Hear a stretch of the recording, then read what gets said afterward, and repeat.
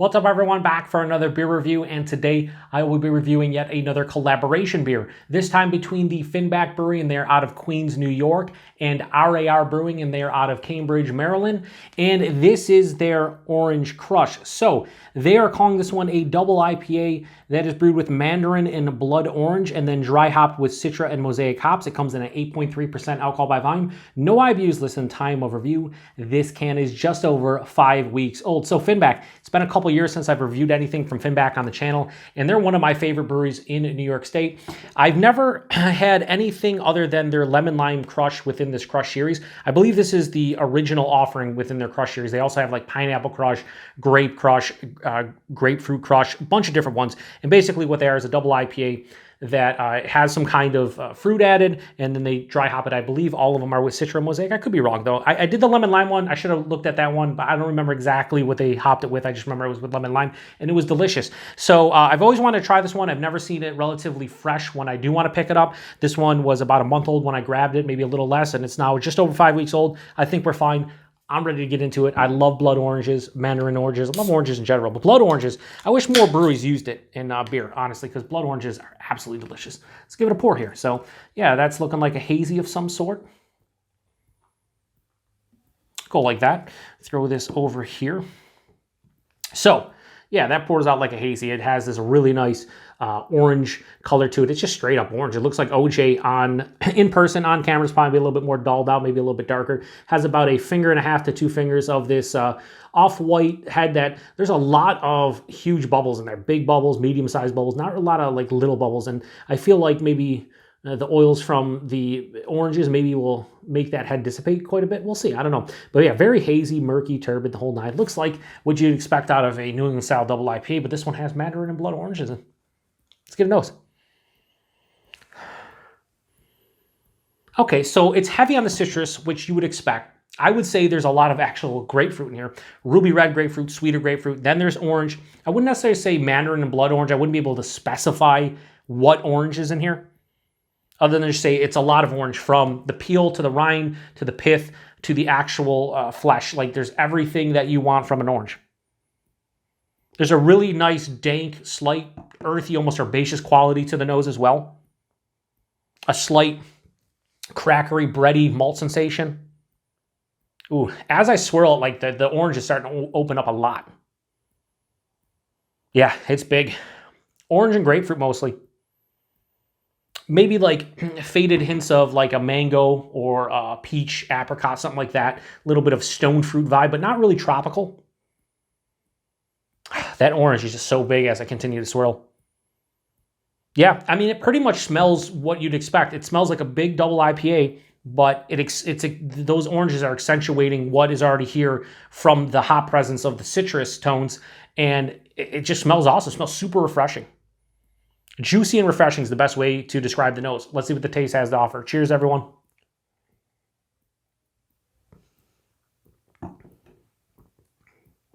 Ooh.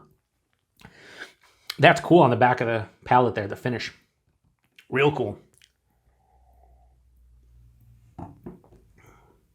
And I think that's where the orange quality is actually, in the orange tones and the orange characters hitting, is on the finish of this beer, on the back of like the second half of the palate. Let's go body and mouthfeel first.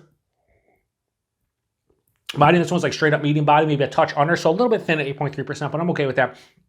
If you've watched the channel for any amount of significant time, whether it's a couple months or a couple years, you will know that when it comes to bigger IPAs, whether they're double or triple, I always like them drinking a little lighter on the body portion, because I don't like a thick, syrupy, hop-forward beer. So if a double IPA is like lower side and medium body, I'm cool with it. If a triple is just like straight up medium body, cool with it. It doesn't need to be thick and syrupy, at least for me. And I know that's my personal preference, which is why I mention it.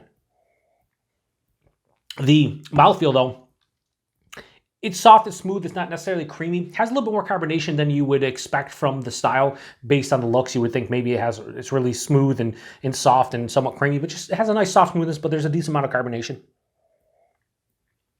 Yeah, moderately carbonated, but the flavor's right at the forefront of the palate for me. I'm hit with this nice bready, slightly crackery malt quality that's kind of with me and omnipresent throughout the entire palate, but you know, never steps in the way. It's just there carrying all those hop hoppy goodness, so to speak. But yeah, there's just a shit ton of different citrus qualities of this one. There's ruby red grapefruit.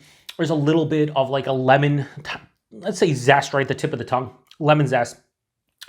But there's an omnipresent, on top of the omnipresent malt quality, there's an omnipresent citrus quality that is leaning really heavy to the orange side of things.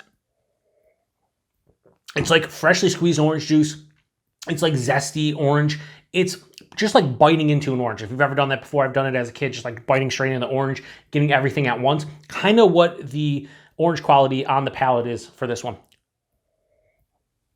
This one dries out on the back of the palate, has like a, I would say, semi-dry finish. It has a moderate bitterness.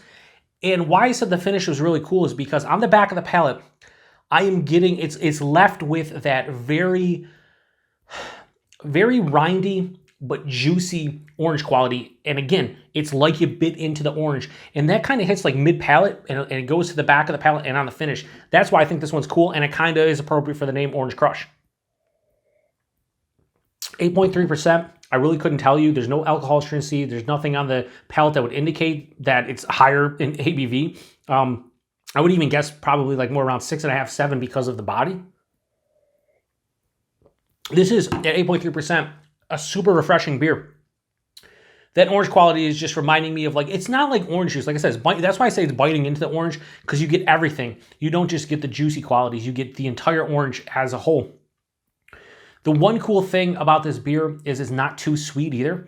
It has a decent sweetness from that malt character and a little bit at the front of the palate, and like the juiciness from the oranges, but also just like the perceived hops, quality of the fruitiness you get typically, like you get a peach, mango, stuff like that. A lot of times the malt character being sweeter, you'd be like, oh, peach gummy rings, it's candied, or it's a super juicy apricot.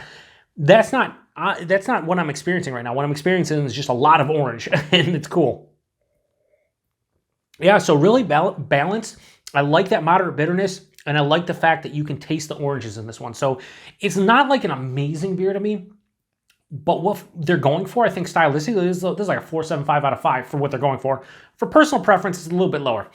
Just because, let me pour the rest of this in because, again, it's not like blowing my mind, but I think they've done a pretty damn good job with it. So I'm going to give Orange Crush, a collaboration between Finback and RaR. I'm going to give this a solid 4.25 out of 5. I think that's a fair score. I don't remember what I gave the Lemon Lime Crush. I want to say I like that just as much, if not better than this. I don't remember what I rated it, so I couldn't tell you. But I think the Lemon Lime worked a little better. It was a little bit different where I think, a lot of people drinking this would probably maybe not specifically get the orange and think it's just coming from the hops. Citra, Mosaic, Citra especially, a lot of orange I get typically from it. But it's pretty damn good, so I can't sit here and complain. Price point, I think this is $20 a 4-pack at the brewery. I want to say I paid an extra $1 for that, so it was like $6 for that can. Again, here in the Western New York area, we don't get Finback regularly. There's a couple places that go to the brewery and pick up stuff and bring it back. One place is RaR Brewworks in East Aurora, New York, and then the other one is the One Stop Brew Shop in Rochester, which is where I picked this one up from.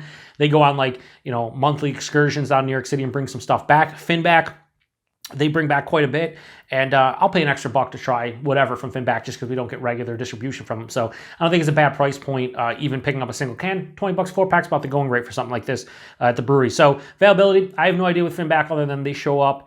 I think they show up in like Massachusetts. I've seen other beer tubers review it and they just get their hands on it. So I don't know exactly what Finback's distribution, but if you're in the Northeast, you probably can get your hands on it. So if you've had this one before, let me know what you think about it. I think it's really well made, and I think the name is appropriate. It's an orange double IPA that I can crush. Like I said, super refreshing, and I'm probably gonna drink the rest of this in like 5-10 minutes after I shut down the video because it's that refreshing.